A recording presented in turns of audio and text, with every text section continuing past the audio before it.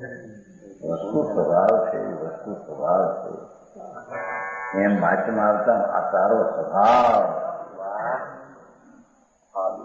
તારો સ્વભાવ અસંપ્રદેશી ક્ષેત્ર છે. એના સ્વભાવની પહોળાઈ ગુણની અસંપ્રદેશી છે. બધા પરમાણુના ગુણની એક પ્રદેશી પહોળાઈ છે.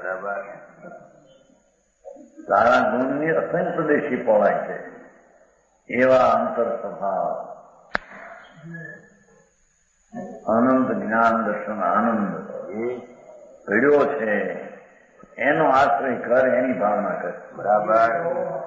બસ કરવાનું આ છે. કરી કરીને ભણી ભણીને બધું જાણીને પણ આ કરવાનું છે. બરાબર.